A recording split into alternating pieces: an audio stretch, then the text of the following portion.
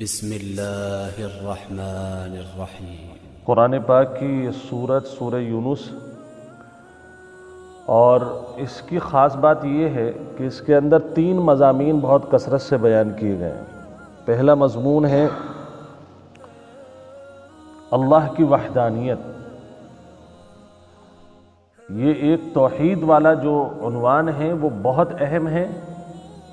اس کے بعد ہے آخرت، اس کے بعد ہے رسالت۔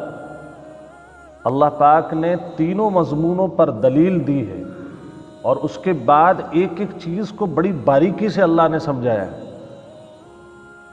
اگر ہم یہ چاہتے ہیں ہمارا ایمان سلامت رہے اور اللہ ہم سے راضی رہے، تو ان 3 مضامین کو دل سے لگانا ہوگا۔ اللہ کو ایک ماننا ہوگا۔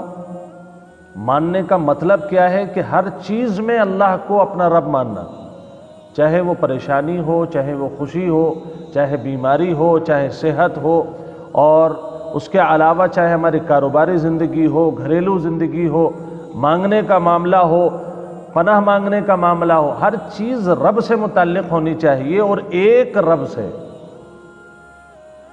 ایسے ہی آخرت کو سامنے رکھنا بہت ضروری ہے۔ آخرت سے غفلت نہیں کر سکتے آپ۔ یہ بات ہر وقت اگر ذہن میں رہے کہ مجھے مرنا ہے، اپنے رب کے پاس جانا ہے، تو بہت ساری برائیاں تو خود بخود ختم ہو جاتی ہیں۔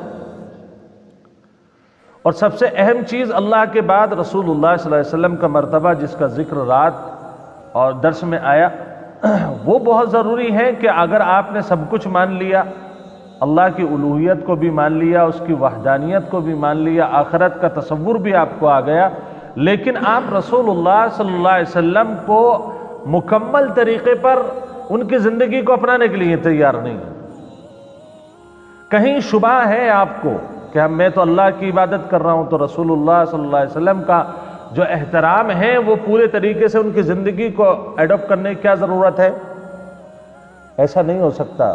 آپ کو اللہ اس وقت تک نہیں مل سکتا جب تک رسول اللہ صلی اللہ علیہ وسلم کی محبت اور آپ کی زندگی ہماری زندگیوں کے اندر نہ آ جائے۔ اب پہلی دلیل اللہ تعالیٰ نے اپنی قدرت اور وحدانیت کی دلیل دی۔ هو الذی جعل الشمس ضیاء، وہی ہے جس نے سورج کو چمکدار بنایا، ضیاء، والقمر نورا، اور قمر کو اللہ تعالیٰ نے نور بنایا ہے۔ نور اور ضیاء، ضیاء بھی روشنی کو کہتے ہیں، نور بھی روشنی کو کہتے ہیں، اردو اصطلاح میں، لیکن اس کی باریکی مفسرین نے یہ لکھی ہے کہ جس طریقے سے سورج سے، اس کی ٹکلی سے صبح صبح ہم دیکھتے ہیں تو اس کے اندر سے ایک جو روشنی آتی ہے، ابھی کرنیں نہیں پھوٹتی، اس کی اوریجنل جو روشنی ہے اس کو ضیاء کہا جاتا ہے، نور کہا جاتا ہے، اور جو اس سے شعاعیں نکل رہی ہیں ان شعاؤں کو ضیاء کہا جاتا ہے۔ تو پھیلاؤ کو روشنی کے ضیاء کہا جائے گا، اوریجنل روشنی کو نور کہا جائے گا۔ تو اب اللہ تبارک و تعالیٰ نے بہرحال نور کا بھی ذکر کیا، ضیاء کا بھی۔ یہ دونوں صفتیں سورج اور چاند کی اللہ تعالیٰ نے بیان فرمائی۔ اس کے بعد اللہ فرماتا ہے وَقَدَّرَهُ مَنَازِلَ، ہم نے ان کی منزلوں کو متعین کر دیا ہے۔ دیکھیے آپ، یہ چاند جو ہے کہا جاتا ہے کہ اس کی 28 منزلیں ہیں۔ ایک منزل پر آتا ہے ایک دن میں، دوسری منزل پر دوسرے دن میں، اور پھر اس کے بعد ایک دن غائب رہتا ہے۔ 29واں جو ایک دن ہے وہ غائب رہتا ہے۔ تو غیبوبت والا جو دن ہے، اس وجہ سے لوگوں نے لکھا ہے، جو عالم حیات کے جاننے والے ہیں، وہ یہ کہتے ہیں کہ 28 منزلیں ہیں، اور سورج کی 365 منزلیں ہیں، وہ کسی دن نہیں ڈوبتا ہے۔ اللہ کی قدرت دیکھیے، اللہ پاک نے جہاں سے جہاں تک جانے کا حکم دیا ہے، سورج وہیں تک جاتا ہے، پھر لوٹ کر گھوم کر کے وہیں آ جاتا ہے، اور جتنی مقدار میں اللہ چاہتا ہے وہ اتنی ہی مقدار میں اس جگہ پر، اس برج پر پہنچتا ہے۔ یہ ان کی تابعداری اور فرما برداری ہے اپنے رب کی۔ اللہ فرماتا ہے لِتَعْلَمُوا عَدَدَ السِّنِينَ وَالْحِسَابِ، یہ سورج اور چاند جو ہم نے بنائے ہیں، یہ روشنی دے رہے ہیں، اس کا مقصد بھی میں تم لوگوں کو بتا دیتا ہوں۔ اللہ فرماتا ہے یہ میں نے اس لیے بنائے ہیں تاکہ تم سالوں کا حساب لگا سکو، اپنے دنوں کا اور مہینوں کا حساب لگا سکو۔ میں نے یہ اس لیے نہیں بنایا کہ تم ان کی پوجا کرو، فجر کی نماز کے بعد آپ ٹہلنے نکل جائیے، اگر گھاٹوں پر اگر آپ جاتے ہیں تو لوگ سوریہ نمسکار کر رہے ہیں، کوئی چاند کو نمسکار کر رہا ہے۔ یہ سب چیزیں اللہ تعالیٰ نے ایک جملے میں ان کی کاٹ کر دی۔ لِتَعْلَمُوا عَدَدَ السِّنِينَ، یہ سورج اور چاند ہم نے پوجنے کے لیے نہیں بنائے ہیں، یہ تو صرف اس لیے بنائے تم سالوں کا حساب لگا سکو کہ یہ مہینہ کہاں سے کہاں تک ہے، یہ مہینہ کہاں سے کہاں تک ہے، اس مہینے کے اندر کتنی مرتبہ جو ہے سورج اپنی پوری شدت کے ساتھ نکلنے والا ہے اور کتنی مرتبہ نہیں نکلنے والا ہے۔ کسی عورت کا شوہر کا انتقال ہو گیا ہے، اس کی عدت کے دن گنو تو سورج یا چاند دونوں میں سے ایک سے گنے جائیں گے، شریعت چاند کا اعتبار کرتی ہے۔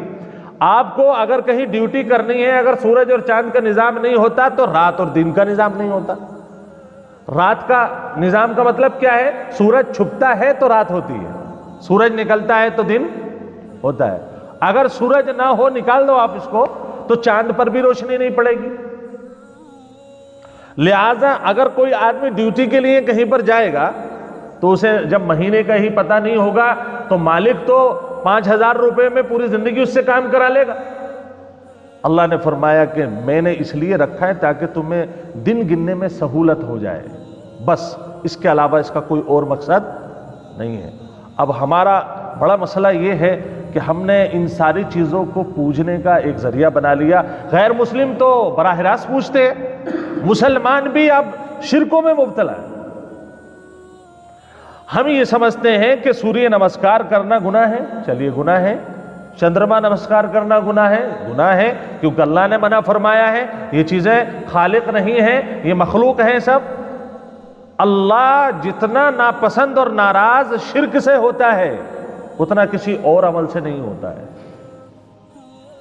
اگر وہ لوگ سورج کو نمسکار کر کے اللہ کو ناراض کر رہے ہیں تو ہم بھی تو ناراض کر رہے ہیں۔ ہمارا کام کیا ہے؟ ابھی دیکھیے کل مچھلی بازار میں آپ نے دیکھا ہوگا، آپ میں سے بھی شاید کسی گھر میں مچھلی بنی ہوگی۔ کیا چیز ہے یہ؟ شرک کی قسم ہے۔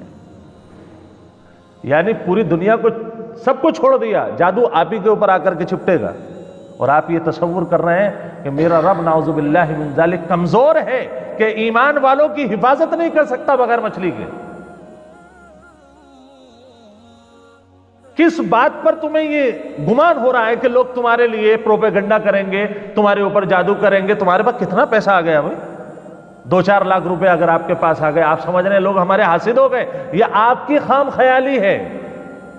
آپ نے اللہ کو ناراض کر دیا مچھلی پکا کر کے۔ اگر آپ یہ کہتے کہ مجھے آج خطرہ ہے، مسجد میں آ کر کے 2 رکعت نماز پڑھتے، اے اللہ ظالموں کے ظلم سے حفاظت فرما لے، یہ ایمان کی علامت تھی۔ غیروں نے کہا کہ مچھلی سے جادو کٹ جاتا ہے دیوالی کا، آپ نے اسے مان لیا۔ جتنا گناہگار سورج کو پوجنے والا ہے اتنے گناہگار آپ بھی ہیں۔ آپ نے رب کو ناراض کر دیا۔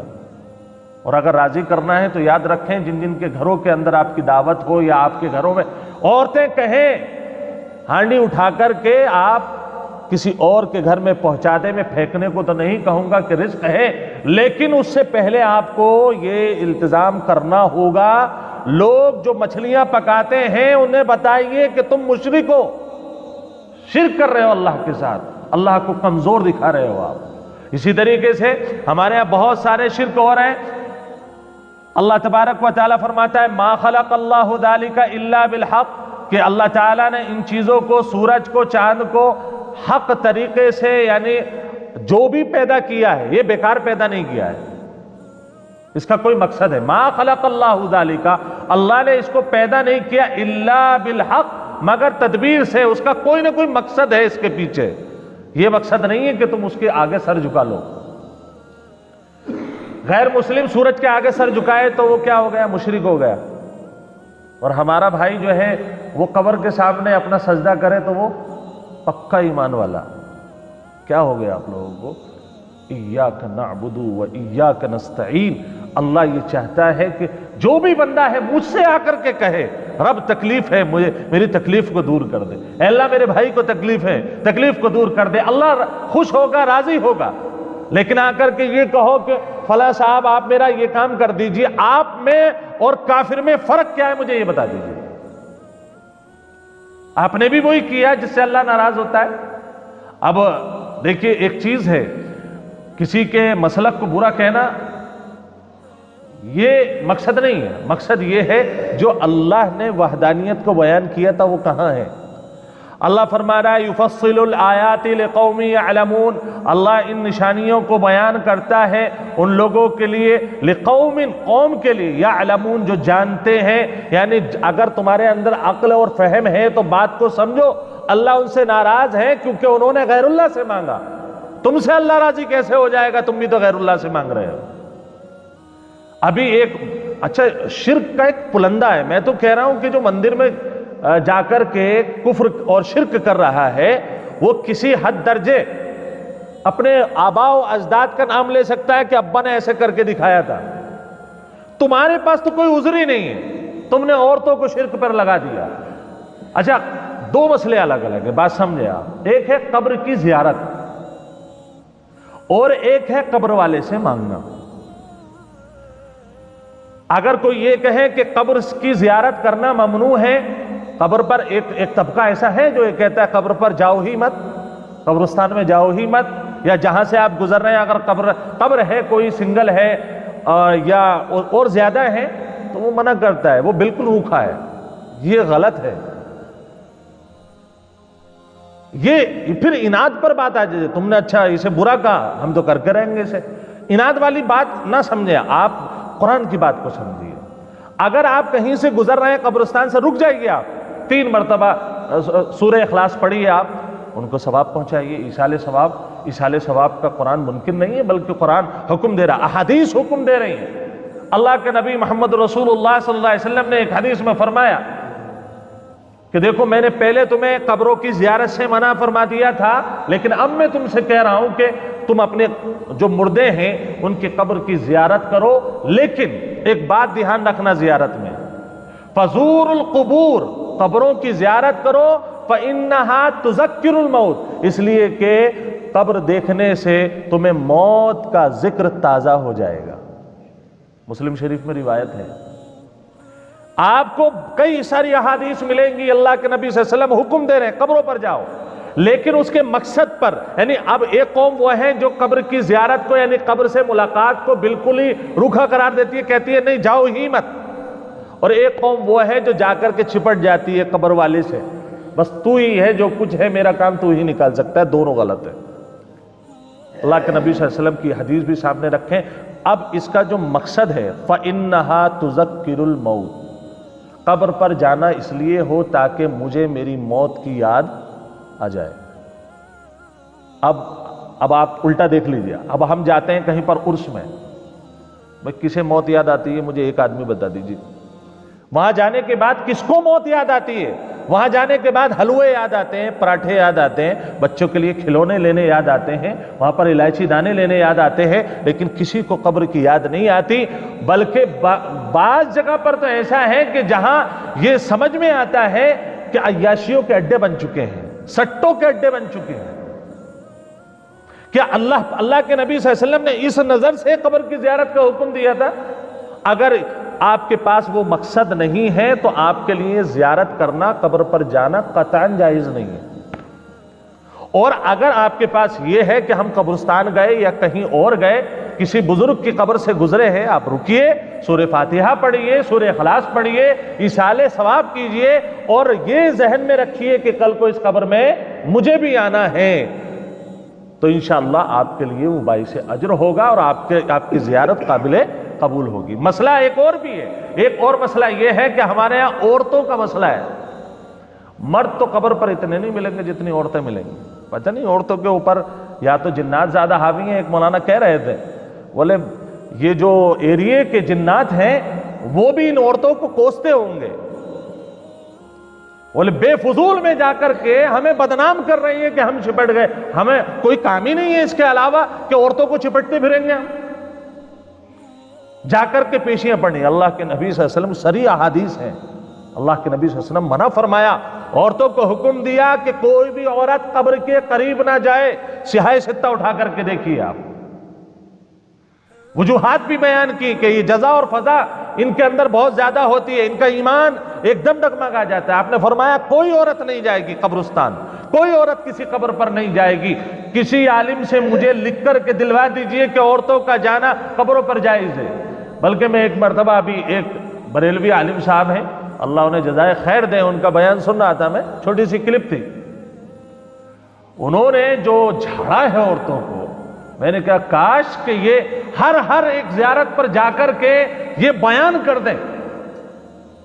یہ ٹولہ ہی الگ ہے جو قبر کے پجاری ہیں، ان کا ٹولہ ہی الگ ہے، کوئی مسلک نہیں ہے ان کا مسلک ہے اللہ کی بغاوت، اس کے علاوہ کچھ نہیں ہے۔ کوئی بریلوی عالم آپ کو یہ نہیں کہہ سکتا ہے کیوں بدنام کر رہے علماء بریلی کو۔ زیارتیں اور عورت کا جانا قطعاً ممنوع ہے، جس چیز کی شریعت اجازت نہیں دیتی اس کی اجازت ہم نے نکال رکھی ہے۔ اللہ کے نبی صلی اللہ علیہ وسلم کھلے الفاظ میں فرمایا، دیکھو عورتیں قبر پر نہیں جائیں گی۔ اور آپ ایک حساب لگائیں، مسجد میں آنا عورتوں کے لیے فقہ حنفی کے نزدیک درست ہے؟ نہیں ہے، ورنہ ہمارے ہاں مسجد میں عورتیں آتی، وجہ جبکہ محترم بشان کام مسجد کے اندر نماز پڑھنا ہے، لیکن حضرت عمر فاروق رضی اللہ تعالیٰ عنہ منع فرما دیا کہ فتنے کا اندیشہ ہے، مسجد میں عورتوں کو لے کر کے مت جائیے جب تک الگ اس کا ڈپارٹمنٹ نہ ہو۔ مسجد میں نہیں آ سکتی ہیں عورتیں اور آپ کہہ رہے ہو کہ مزار کے اندر عورتیں چلی جائیں، تو مسجد بہتر ہے یا مسجد سے زیادہ اعلیٰ وہ مینار اور گنبد ہے جس کے اندر مثال کے طور پر کوئی بزرگ آرام کر رہا ہے؟ فرق کرنا پڑے گا۔ اگر وہ مشرک ہے تو قبر سے مانگنے والا بھی مشرک ہے۔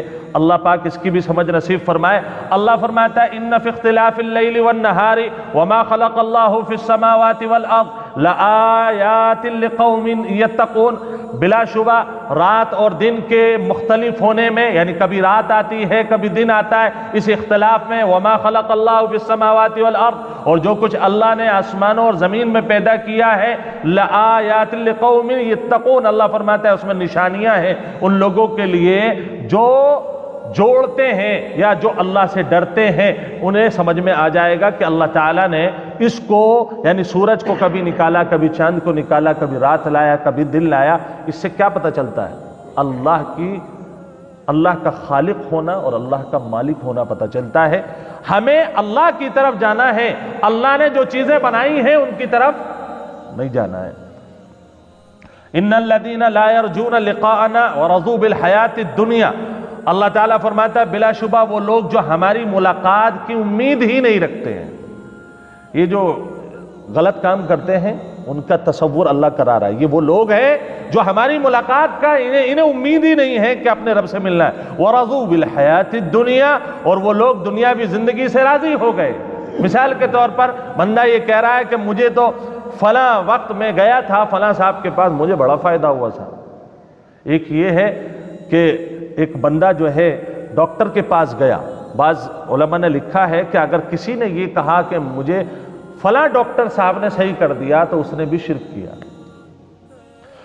اللہ فرماتا ہے کہ جن لوگوں کو دنیاوی زندگی ان کے خون میں رچ بس جاتی ہے، کمانا ممنوع نہیں ہے، لیکن ایسی زندگی میں بالکل مصروف ہو جانا کہ رب یاد نہ رہے، اللہ اس کی مذمت فرماتا۔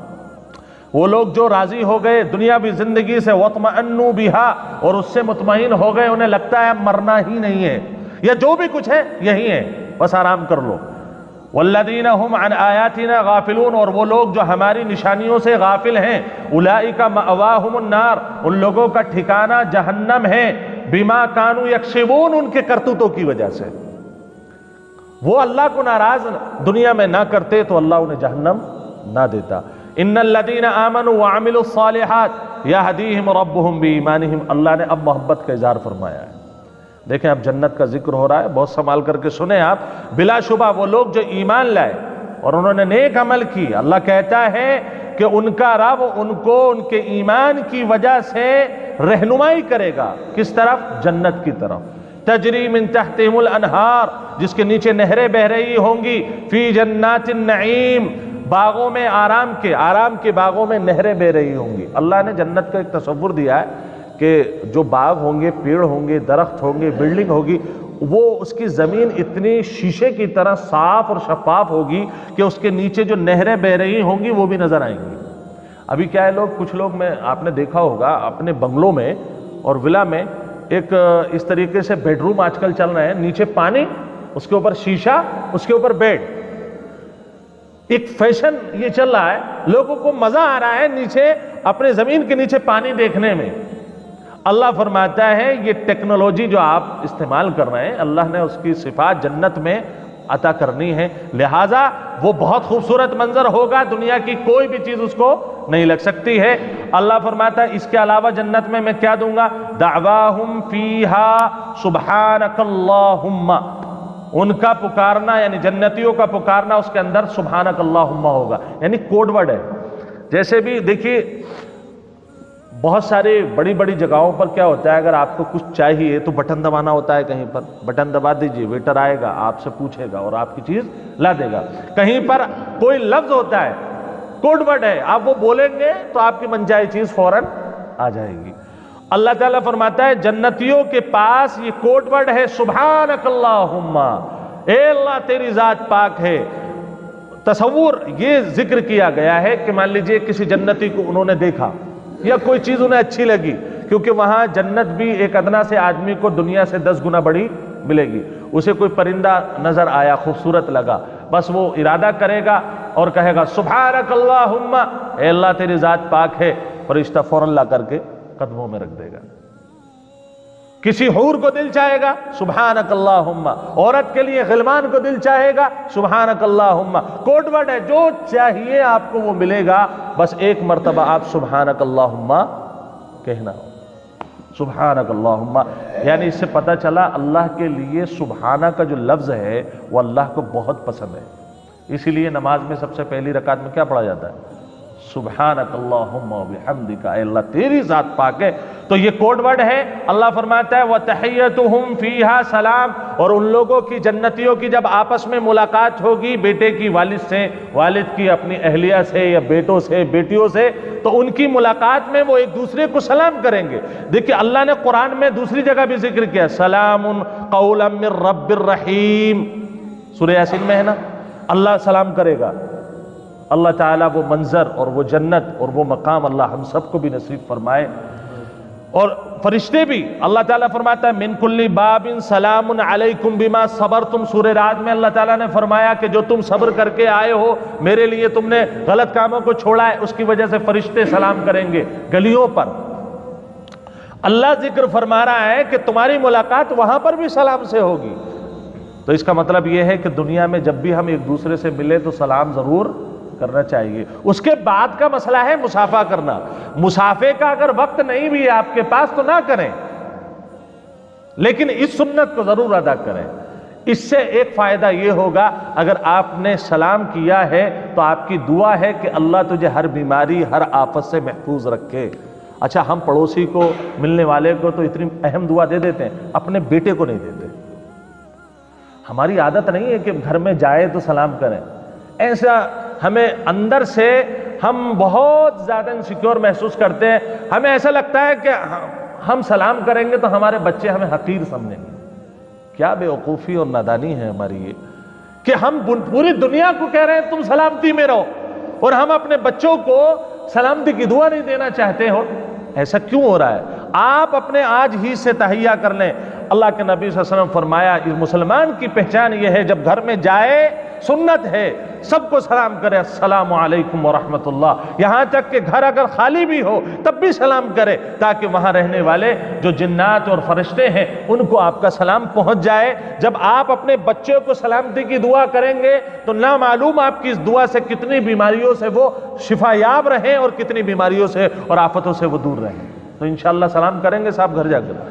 اللہ پاک اس پر عمل کی توفیق دے. بہرحال اللہ فرماتا ہے وآخر دعواہم ان الحمد للہ رب العالمین. جب وہ دنیا کی کدورت سے مسلمان اپنے رب کے پاس جائے گا اور نعمت حاصل کرے گا اور دیکھے گا اللہ اتنا بڑا ولا، اتنا بڑا بنگلو اور ایسی گاڑیاں، جو بھی وہاں کا تصور ہو وہ کہے گا اے اللہ اچھا ہوا میں تو دنیا سے آ گیا. ہمارے یہاں تو روتے ہیں نا، ہمارا کوئی عزیز چلا جاتا ہے، یہ فطرت ہے، رونا ایک فطرت ہے، کوئی بات نہیں ہے. لیکن ایک تصور یہ اللہ ذہن میں ڈال رہا ہے ہمارے کہ جو گیا ہے ایمان کے ساتھ اس کے بارے میں زیادہ پریشان ہونے کی ضرورت نہیں ہے، کیونکہ فرشتے وہاں پر ان کا استقبال کر رہے ہیں. اور یہاں تک کہ جب وہ نعمتیں دیکھے گا جہاں جانے میں اسے تکلیف ہو رہی تھی، بیٹا چھوڑ کر جا رہا ہوں اس کا کیا ہوگا، بیٹی چھوڑ کر جا رہا ہوں اس کا کیا ہوگا، کاروبار چھوڑ کر جا رہا ہوں اس کا کیا ہوگا، جب یہ ساری باتیں ذہن میں ہوں گی اور اپنے رب کی نعمتوں کو دیکھے گا تو کہے گا الحمدللہ رب العالمین، اچھا ہوا یہ دنیا کی ساری آفتیں چھوٹ گئیں، اس سے بڑی نعمت تو میرے پاس تھی ہی نہیں۔ آخری لفظ یہ ہوگا۔ بہرحال اللہ تبارک و تعالیٰ سے دعا بھی فرمائے کہ اللہ تعالیٰ مجھے اور آپ کو جنت والے اعمال کرنے کی توفیق نصیب فرمائے۔